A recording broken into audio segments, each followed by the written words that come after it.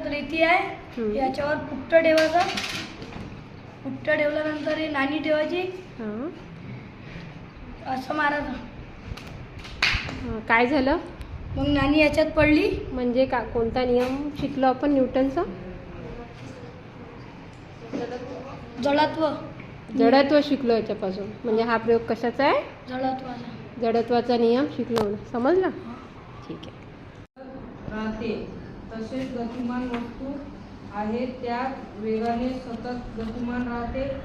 वस्तूची स्थिर अथवा गतिमान अवस्थेतील बदलाला विरोध करण्याच्या या प्रवृत्तीला जडत्व म्हणतात. जादूगार अशाच प्रकारचे खेळ स्टार्ट. Very good.